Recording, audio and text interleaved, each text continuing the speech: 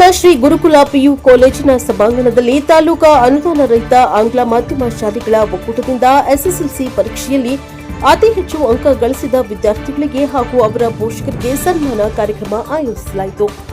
ಕಾರ್ಯಕ್ರಮವನ್ನು ಆಂಗ್ಲ ಮಾಧ್ಯಮ ಶಾಲೆಗಳ ಒಕ್ಕೂಟ ಸಂಘದ ಅಧ್ಯಕ್ಷರು ಹಾಗೂ ಪದಾಧಿಕಾರಿಗಳು ಚಾಲನೆಯನ್ನ ನೀಡಿದರು.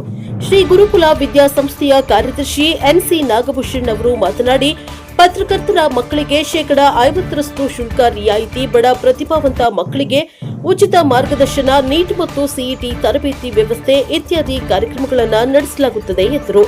ಕಾರ್ಯಕ್ರಮದ ಅಧ್ಯಕ್ಷತೆ ವಹಿಸಿದ್ದ ಎಸ್ಎನ್ ಪ್ರಸನ್ನಮೂರ್ತಿ ಮಾತನಾಡಿ, ಪಾವಗಡ ವಿದ್ಯಾರ್ಥಿಗಳು ರಾಜ್ಯ ಮಟ್ಟದಲ್ಲಿ ಮಾದರಿಯಾಗುವ ಸಾಧನೆ ಮಾಡಲಿದ್ದಾರೆ ಎಂದು ವಿಶ್ವಾಸ ವ್ಯಕ್ತಪಡಿಸಿದರು.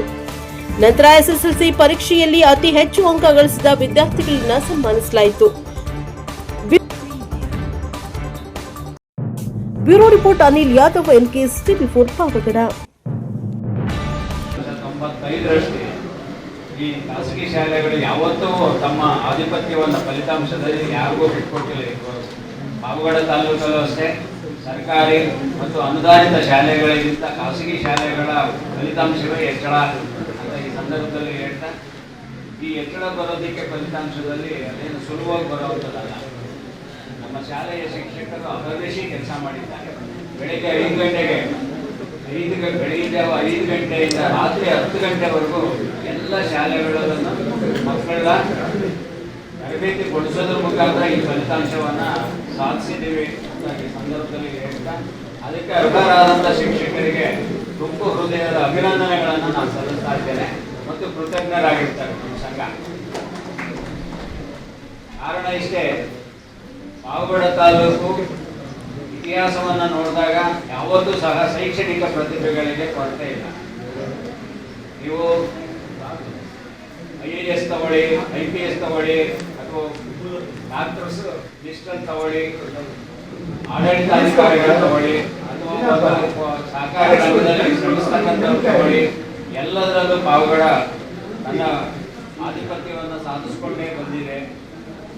ಈ ಹಿನ್ನೆಲೆಯಲ್ಲಿ ಒಬ್ಬ ಮಹಾರಾಜರು, ಮೈಸೂರಿನ ಮಹಾರಾಜರಿಗೆ ಒಬ್ಬ ಪಾವಗಡ ತಾಲೂಕಿನವರು ಜ್ಯೋತಿಷ್ಯ ಶಾಸ್ತ್ರವನ್ನು ಹೇಳ್ಕೊಟ್ಟವ್ರು ಇದ್ದಾರೆ ಅಂದರೆ ಹಾಗೆ ನಮ್ಮ ಪಾವಗಡ ತಾಲೂಕಿನ ಸ್ಥಿತಿ ಜ್ಯೋತಿಷ್ಯ ಶಾಸ್ತ್ರದಲ್ಲಿ ಎಷ್ಟು ಎತ್ತರಕ್ಕಿತ್ತು ಅಂತಕ್ಕಂಥದ್ದನ್ನು ನೀವು ಸ್ಮರಿಸಬಹುದಾಗಿದೆ. ಅಷ್ಟೇ ಅಲ್ಲ, ಶೃಂಗೇರಿ ಜಗದ್ಗುರುಗಳಿಗೆ ವೈಎನ್ಎಸ್ ಅವರು ಜ್ಯೋತಿಷ್ಯ ಶಾಸ್ತ್ರವನ್ನು ಅಧ್ಯಯನ ಮಾಡೋದಕ್ಕೆ ಪಾಠ ಮಾಡಿದ್ದಾರೆ. ಮಾನ್ಯ ಸುಬ್ಬಶಾಸ್ತ್ರಿಗಳು ಅಂತ ಅದೇ ಪ್ರಧಾನಮಂತ್ರಿಗಳ ಏವಿಯೇಷನ್ ಚೀಫ್ ಅಂದ್ರೆ ವಿಮಾನ ಚೀಫ್ ಆಗಿರ್ತಕ್ಕಂಥ SK ಗೋಪಿನಾಥ್ ವೈಎನ್ಎಸ್ ಈಗಿಲ್ಲ, ರಿಟೈರ್ಡ್ ಆಗಿದ್ದಾರೆ. ಸೆಂಟ್ರಲ್ ಇಂಟೆಲಿಜೆನ್ಸ್ ಬ್ಯೂರೋ ಆಫ್ ಇದರಲ್ಲಿ ಅಸಿಸ್ಟೆಂಟ್ ಡೈರೆಕ್ಟರ್ ಆಗಿತ್ತು, ಅಲ್ಲದೆ ಏವಿಯೇಷನ್ ಚೀಫ್ ಆಗಿದ್ರು. ಅವ್ರು ಹೇಳಿದ್ರೆ ಪ್ರಧಾನಮಂತ್ರಿ ವಿಮಾನ ಹತ್ತಬೇಕಾಗಿತ್ತು, ಹಿಂದೆ ಇದ್ರೆ ಇಳಿಬೇಕಾಗಿತ್ತು. ಅಷ್ಟರ ಮಟ್ಟಿನ ದೊಡ್ಡ ಜವಾಬ್ದಾರಿಯುತ ಸ್ಥಾನಗಳಲ್ಲಿ ಪಾವಗಡದವರಿದ್ದಾರೆ. ಅಷ್ಟೇ ಅಲ್ಲ, ಅನೇಕರು ಪಾವಗಡದ ಶೈಕ್ಷಣಿಕ ಪ್ರತಿಭೆಗಳನ್ನು ನಾವು ಅಂತಾರಾಷ್ಟ್ರೀಯ ಮಟ್ಟದಲ್ಲಿ ಗುರುತಿಸಬಹುದಾಗಿದೆ. ಇವತ್ತು ಕೆನಡಾದಲ್ಲಿ 2 IT ಕಂಪನಿಗಳಿಗೆ CA ಆಗಿರ್ತಕ್ಕಂಥವ್ರು ಪಾವಗಡವರು. ಕೆನಡಾದಲ್ಲಿ ಈ ಕಸ್ಬಾ ಶಾಂತವರು ಅಂತ ಇದ್ದಾರೆ, ನಮ್ಮ ಸ್ಕೂಲ್ ಅಧ್ಯಕ್ಷರ ತಮ್ಮನ ಮಗ. ಅಷ್ಟು ದೊಡ್ಡ ಪ್ರತಿಭೆಗಳನ್ನು ಪಾವಗಡ ತಾಲೂಕು ಕೊಟ್ಟಿದೆ. ಯಾರು ಶೈಕ್ಷಣಿಕವಾಗಿ ಹಿಂದುಳಿದಿಲ್ಲ. ಪಾವಗಡ ಬರದ ನಾಡು ಅಂತ ಹೇಳ್ತಿದ್ದೀವಿ ಮತ್ತು ಶೈಕ್ಷಣಿಕವಾಗಿ ಬರ ಇಲ್ಲ ಇಲ್ಲಿ. ಅದರಿಂದ ಇದಕ್ಕೆಲ್ಲದಕ್ಕೂ ಕಾರಣ ಏನಪ್ಪ ಅಂದರೆ ನಮ್ಮ ಶಿಕ್ಷಕರು. ಇವತ್ತು ನಾನೇನು ಪ್ರತಿಭೆಗಳು ಅಂತಾರಾಷ್ಟ್ರೀಯ ಮಟ್ಟದಲ್ಲಿ ಇದ್ದಾರೆ ಅಂದರೆ ಅವ್ರನ್ನ ತಯಾರು ಮಾಡಿರೋರು ಯಾರು ಅಂದರೆ ನಮ್ಮ ಶಿಕ್ಷಕರೇ. ಶಿಕ್ಷಕರಿಗೆ ಎಲ್ಲಿಲ್ಲದ ಗೌರವ. ಕಾರಣ ಅವರು ಅಹರ್ನಿಶಿ ದುಡಿತಾ ಇದ್ದಾರೆ ಮಕ್ಕಳ ಪ್ರತಿಭೆಗಳನ್ನು ಸೃಷ್ಟಿಸಬೇಕು ಅಂತ ಸೃಷ್ಟಿಸ್ತಕ್ಕಂಥ ಶಿಕ್ಷಕರಿಗೆ ಮತ್ತೊಮ್ಮೆ ನಾನು ಅನಂತ ನಮಸ್ಕಾರಗಳನ್ನು ಸಲ್ಲಿಸ್ತಾ, ಪ್ರತಿ ವರ್ಷ ಇಂತಹ ಕಾರ್ಯಕ್ರಮ ಇನ್ನೂ ಅದ್ಭುತವಾದಂಥ ಕಾರ್ಯಕ್ರಮವನ್ನು ಮಾಡುವುದು. ನಮ್ಮ ಸಂಘದ ವತಿಯಿಂದ ಈ ವರ್ಷ 4 ಕ್ವಿಜ್ಗಳನ್ನು ಮಾಡಿದ್ದು. 4 ಕ್ವಿಜ್ಜಲ್ಲೂ ಸುಮಾರು ಪ್ರತಿಭೆಗಳು ಹೊರಹೊಮ್ಮಿವೆ. ಈಗ ನೋಡಿ, ಇವತ್ತೆಲ್ಲ ಸನ್ಮಾನ ಒಳಗಾಗ್ತಿರ್ತಕ್ಕಂಥವ್ರು ಆ ಪ್ರತಿಭೆಗಳೇ. ಅಷ್ಟೇ ಅಲ್ಲದೆ ನಾವು ಇವಾಗ ಹೈಯೆಸ್ಟ್ ರೇಂಜಲ್ಲಿ ಇರ್ತಕ್ಕಂಥವರಿಗೆ ಕ್ವಿಝಲ್ಲಿ ಹೊರಹೊಮ್ಮದವರಿಗೆ ಇದೆ. ಆದರೆ ವೀಕ್ ಆಗಿರೋ ಸ್ಟೂಡೆಂಟ್ಸ್ಗೆ ಏನು ಮಾಡಬೇಕು ಅನ್ನೋ ಕಾರ್ಯಕ್ರಮನ ಈ ವರ್ಷ ಹಮ್ಮಿಕೊಳ್ತಾ ಇದ್ದೇವೆ. ಡಲ್ ಸ್ಟೂಡೆಂಟ್ಸ್ಗೆ ಅವರನ್ನು ಮೇಲೆ ತರಬೇಕು, ಯಾವ ಥರ ತರಬೇಕು ಅನ್ನೋದು ಕಾರ್ಯಕ್ರಮ ಇದೆ. ಅಷ್ಟೇ ಅಲ್ಲದೆ ಮೋಟಿವೇಶನ್ ಸ್ಪೀಚು ಕೊಡುವಂಥ ಕಾರ್ಯಕ್ರಮ ಈ ವರ್ಷ ಹಾಕೋಬೇಕು ಅಂತ ನಾವಾದರೂ ಈ ಸಂದರ್ಭದಲ್ಲಿ ಅದನ್ನು ತೀರ್ಮಾನವನ್ನು ತಗೊಳ್ಳಲಿದ್ದೇವೆ. ಅಷ್ಟೇ ಅಲ್ಲದೆ ಶಿಕ್ಷಕರಿಗೆ ತರಬೇತಿ, ಅದು ಯಾವ ಥರದ ತರಬೇತಿ ಕೊಡಬೇಕು ಶಿಕ್ಷಕರಿಗೆ, ಯಾವ್ಯಾವ ಸಬ್ಜೆಕ್ಟಲ್ಲಿ ಯಾವ ಥರದ ತರಬೇತಿ ಕೊಟ್ಟರೆ ಮತ್ತಷ್ಟು ಶೈಕ್ಷಣಿಕ ಪ್ರತಿಭೆಗಳನ್ನು ಸೃಷ್ಟಿ ಮಾಡಲಿಕ್ಕೆ ಸಾಧ್ಯ ಆಗುತ್ತೆ ಅಂತಕ್ಕಂಥ ನಿಟ್ಟಿನಲ್ಲೂ ಸಹ ನಾವು ಯೋಜನೆಗಳನ್ನು ಮಾಡ್ತಾ ಇದ್ದೇವೆ. ಅದಕ್ಕೆ ರಿಸೋರ್ಸ್ ಪರ್ಸನ್ನ ನಿನ್ನೆಲ್ಲ ನಡೆದಂಥ ಮೀಟಿಂಗ್ಗಳಲ್ಲಿ ಅದರ ಚರ್ಚೆ ಆಗಿದೆ. ಈ ಮುಂದಿನ ದಿನಗಳಲ್ಲಿ ಅದನ್ನು ಅನುಷ್ಠಾನಗೊಳಿಸ್ತಾ ರಾಜ್ಯಕ್ಕೆ, ನಾನು ವಯನಸ್ಕೋಟೆ ಕಾರ್ಯಕ್ರಮದಲ್ಲಿ ಹೇಳಿದ್ದೆ, ರಾಜ್ಯಕ್ಕೆ ಪಾವಗಡದ ಫಲಿತಾಂಶ ಕಟ್ಟಬೇಕು ಅಂತ. ಆದರೆ ಈ ಸಲ ಒಂದೇ ಒಂದು BS ಕಾನ್ವೆಂಟ್ನವರ ಒಂದು ಸಾಧನೆಯಿಂದ ರಾಜ್ಯ ಮಟ್ಟದಲ್ಲೂ ಸಹ ಹೆಸರು ಮಾಡಿದೆ.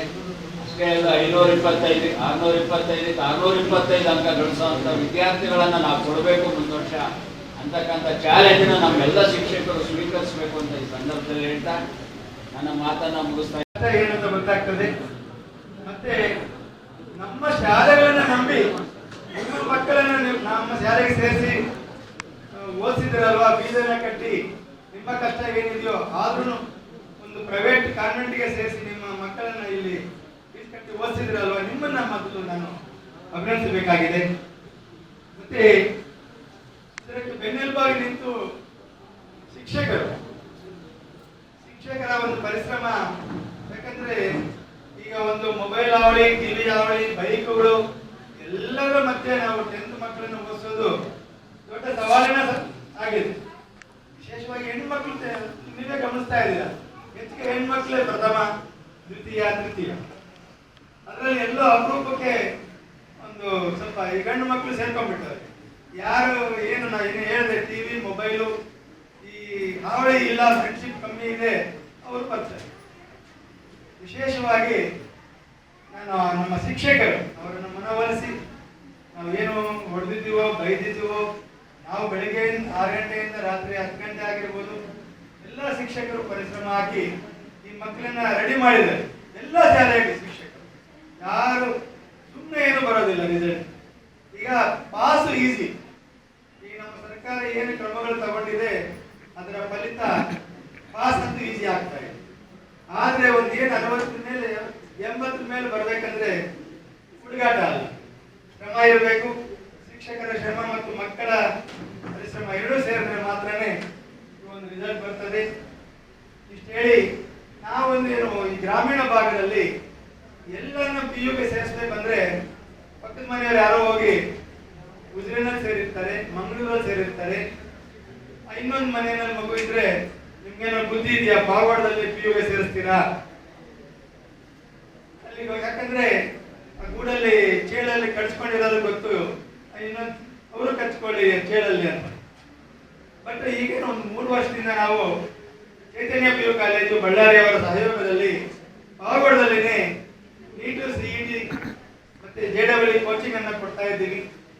ಯಾವುದೇ ಅದಕ್ಕೆ ಖಂಡಿತವಾಗಿ ನಂಬಿ, ಏನು ನಮ್ಮ ಎಲ್ಲಾ ಸ್ಕೂಲ್ಗಳನ್ನು ನಂಬಿ ನೀವು ಕಾನ್ವೆಂಟ್ ಅಲ್ಲಿ ಓದಿಸಿದ್ದೀರಾ, ಅದೇ ತರ ಈ 2 ವರ್ಷ ನಿಮ್ಮ ಮಕ್ಕಳನ್ನ ನಿಮ್ಮೊಂದಿಗೆ ಇಟ್ಕೊಳ್ಳಿ.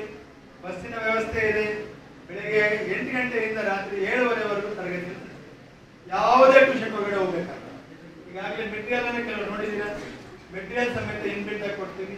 ಮತ್ತೆ ಈಗಾಗಲೇ ನಾವು ಏನು ಅನಿಲನ್ನ ಹೇಳಿದ್ರು ಅದೇ ಪ್ರಕಾರ ನಾನು ಈಗ ಏನು 613 ಮೇಲಿರ್ತಕ್ಕಂಥ ಎಷ್ಟು ಜನ ಮಕ್ಕಳಿದ್ರು ನಾನು ಉಚಿತವಾಗಿ ಅವರಿಗೆ ವಿದ್ಯಾಭ್ಯಾಸವನ್ನು ಕೊಡ್ತೀನಿ. ಕೇವಲ ಆ ಮೆಟೀರಿಯಲ್ ಕಾಸ್ಟ್, ಬಸ್ ಕಾಸ್ಟ್ ಮಾತ್ರ ತಗೊಂಡು, ಕಾಲೇಜ್ ಯಾವುದೇ ಶುಲ್ಕ ಇಲ್ಲ. ಲಾಸ್ಟ್ ಟೈಮ್ ಅನೌನ್ಸ್ ಮಾಡಿದ್ದೀನಿ, ಇನ್ನು 615 ಹೇಳಿದ್ದೆ ಸರ್, 613 ಮೇಲೇನೆ ನಾವು ಕೊಡೋದಕ್ಕೆ ರೆಡಿ ಆಗಿದ್ದೀನಿ. PU ರಿಸಲ್ಟ್ ಈಗಾಗಲೇ ಸ್ವಲ್ಪ ಪಾಪ್ಯುಲೇಷನ್ ಎಲ್ಲರೂ ಕೊಡಿ ದಯವಿಟ್ಟು. PU ರಿಸಲ್ಟ್ಸ್ ತಾಲೂಕು ಪ್ರಥಮ, ದ್ವಿತೀಯ, ಕಾಮರ್ಸಲ್ಲು ಪ್ರಥಮ, ಮತ್ತೆ ಸುಮಾರು 24 ಡಿಸ್ಟಿಂಕ್ಷನ್ಸ್, 40 ಫಸ್ಟ್ ಕ್ಲಾಸ್, ಒಬ್ರು ಮಾತ್ರ ಸೆಕೆಂಡ್ ಕ್ಲಾಸ್. ಪಾಪ್ಯುಲೇಟ್ ಕೊಡಿ ಕಾಲೇಜ್. ಮತ್ತೆ ನಂಬಿ 2 ವರ್ಷ ನಿಮ್ಗೆ ಕಮ್ಮಿ ಖರ್ಚಲ್ಲಿ ಹೊರಗಡೆ ಹೋದ್ರೆ 1 ವರ್ಷದ ಖರ್ಚಿಗೆ ಇಲ್ಲಿ 2 ವರ್ಷ ಓದಿಸ್ಬೋದು.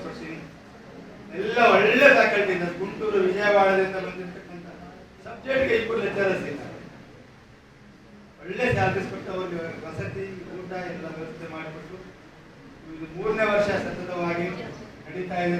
ಒಳ್ಳೆ ಕೋಚಿಂಗ್ ನಡೀತಾ ಇದೆ. ಫಸ್ಟ್ ಬ್ಯಾಚ್ ಅವ್ರ ಕೈಯಲ್ಲಿ ರೆಡಿ ಆಗಿರ್ತಕ್ಕಂಥ ಫಸ್ಟ್ ಬ್ಯಾಚ್ ಇವಾಗ ರಿಸಲ್ಟ್ ಬಂದಿದೆ ಆಲ್ರೆಡಿ. ಮುಂದೇನು ಸಲ ಇದೇ ರಿಸಲ್ಟ್ ನಾವು ಹಾಕೊಳ್ತೀವಿ. ಈಗ CET ನಿನ್ನೆ ಮೊನ್ನೆ ಎಕ್ಸಾಮ್ ಮುಗಿದಿದೆ.